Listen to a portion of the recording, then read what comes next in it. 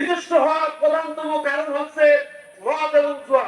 এগুলি থেকে আল্লাহ তাআলা তাকে কোথাও অতীতে আসন গ্রহণ করতে অনুরোধ করছে। প্রিয় মেহমান, এরপরে আমার পৌরসভা 6 নম্বর ওয়ার্ডের রহমান বাবলু উপস্থিত আছেন। আমাদের আবু তালেব মিয়া, সাধারণ সম্পাদক সেলিম রাজা খানু। আমার একদিন রাতের কথা আমি বলি, আমি বাবা এবং ছেলে খুব ঝগড়াঝাটি করতেছে যে এত টাকা পেঁয়াজ বেচেছে, অথচ তার কোনো হিসাব নেই। দেওয়ার পরে সে কিন্তু এখন আসলে ওই আরেক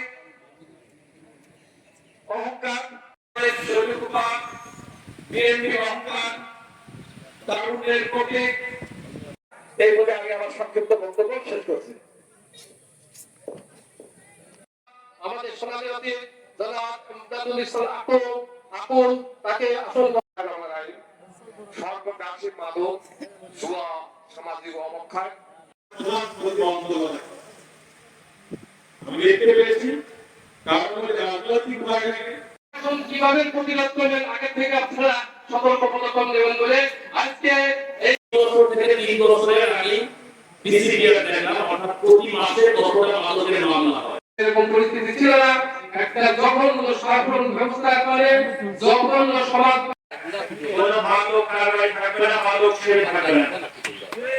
আপনারা মানে মাদককে নির্মূল করা, জুয়াকে নির্মূল করা, অন্ততপক্ষে মিজানুর রহমান প্রত্যেকটা এলাকায় প্রত্যেকটা প্রতিষ্ঠানে এইভাবে কোন সচেতনতা বৃদ্ধি করতে হবে যাতে মাদক মানুষ সেবন না করে, জুয়া না। ডাব্লু ভাই বক্তব্য বলেছেন 80% যুব সমাজ এখানে মাদকাসক্ত।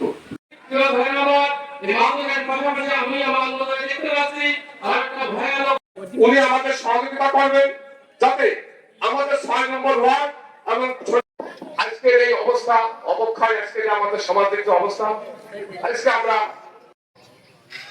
মাদক আসনে। প্রিয় হাজির, আমি যে কথা বলতেছিলাম, বিশ্ব নেতা, বিশ্ব নবী, হাদিস is the second source of Islam.